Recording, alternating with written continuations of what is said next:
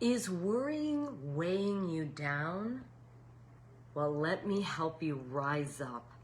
I'm Michele Thill with Newland Wellness, and this is for women who are 50 and over who are in life transitions. Ladies, it's time for you to rediscover yourself. And I'm here to help guide you on the possibility of what awaits you as you open up and shift your mindset. This isn't about where you are only, but where you can go. And for so many of us, we live in the worry. And there's so much to worry about in the world in general, let alone in your life. You might be worrying, as I did, of how to manage having gone through a divorce. I had never lived on my own. I had never even had to support myself. I went from my parents' home to married life, and all of a sudden I found myself on my own for the first time.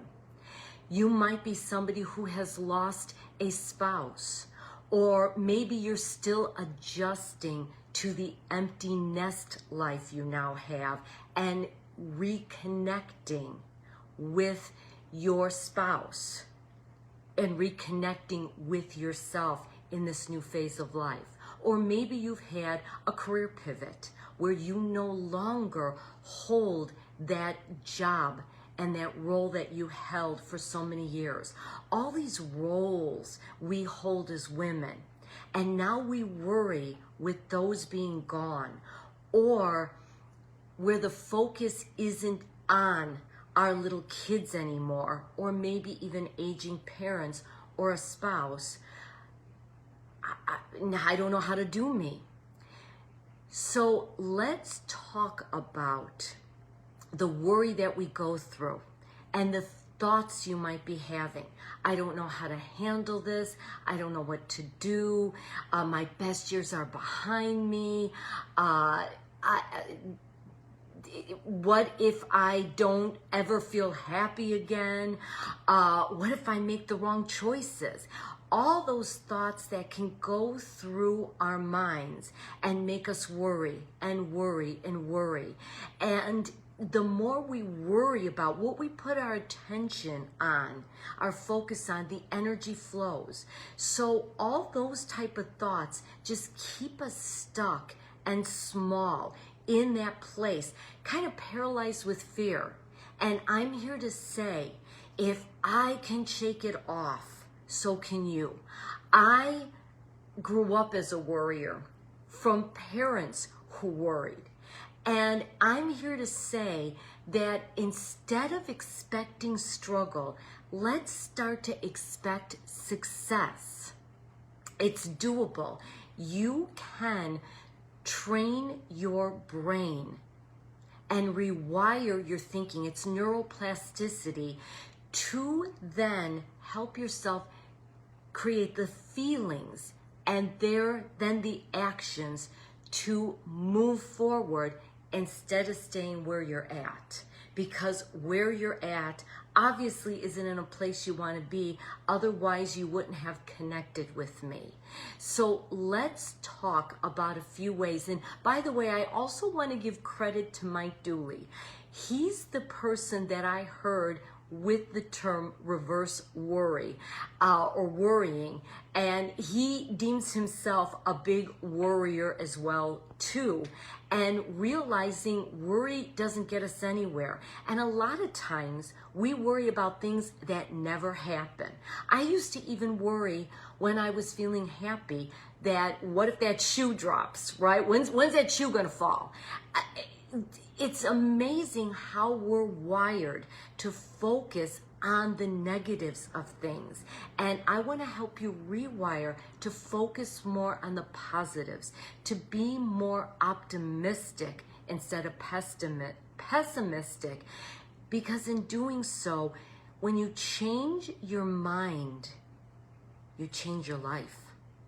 And this is a point where you have that ability to live life on your own terms. So the first way I want to share with you is to write the I already did it story.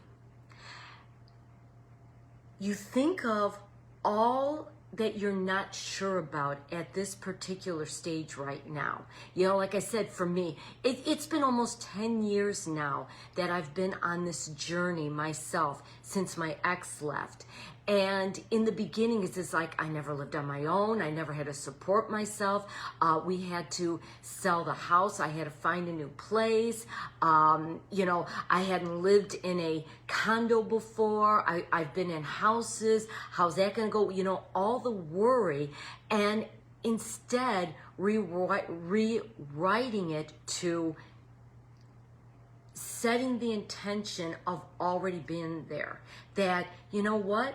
It was much easier than I thought to sell the house, and I'm in a great place now where I have lovely neighbors and it's a safe environment, and I've learned how to budget and do things, and I have a great job that I have, and I am earning the money I need to support myself, and I am learning to enjoy life on my own. I've never experienced it before, and I enjoy my own company, and I'm living life on my own terms, and I'm making new friends and finding new opportunities and realizing that I'm much more resilient and more confident and enjoying that life, taking care of me on my own terms. Now, in writing all of that, I'm here to tell you that I am living all of that. And that doesn't mean that I'm special or perfect. And there are some days, of course, where I feel the opposite, right? Because we're all human. But the more I put out what I desired, given my circumstances, the more then things opened up for me to create that life I was looking for. I could have continued to live a life as a victim, if you would, and really struggled and stressed and affected my health and my happiness, and had my kids just worrying about me, maybe so much so that they'd had to kind of distance themselves because I was such a downer. That could have been the road I went down. And instead, going down that road of, you know what, everything always works out for me. I don't have to know how. Neither do you. And that's a great term you can adopt too. Everything always works out for me. So by writing your future and keeping it even very general, it helps you then create that future that is more peaceful. You realize you're in control. You realize that you're tapping into your inner power. You realize that you have peace, and that peace comes from within you. It's not an outside circumstance that creates the peace. It's within, and it helps you then to move forward. So what story would you like to live? Start writing it right now. Maybe not this exact moment, but soon, of what your ideal life would look like, what you see yourself feeling and even doing. You can go into as much detail as you want or keep it more general, but put it in that positive frame to help you move into that life that you desire. The next one is to look at your wins. We are at an age where we have been through our share of struggles and challenges. And yes, we may have had some failures, which I'm not a big fan of that F word. The more I hear successful people speak, the more I hear them talk about there are no failures. It's just learning lessons. In fact, I believe it was Sarah Blakely, the creator of Spanx, who shared that every day when she was in high school, her father would ask her, how did you fail today? And she had to come up with something because it was training her to try new things, to do new things, to instead of just staying in that familiar zone, step out of it and expand yourself. And where have you had success in struggles that you've had, or just in life? You know, maybe you were rocking a role that you held, or there was something that you did that you're proud of yourself. Reflect back on that. We all have that, whether it was something when we were a kid, a teenager, in our younger years, or even now. We've all had moments where we have succeeded, where we've shown our resilience, where we've shown our brilliance, where we can be proud of ourselves. What are those? You could write those out or think those out. If you write it out, you can refer back to that, because again, you'll see you're stronger and more capable than you realize. And that will help you now move forward. And the last one is to stop playing the waiting game. And this kind of piggybacks on the last time we were together, and I was sharing with you about taking your one day and making it day one.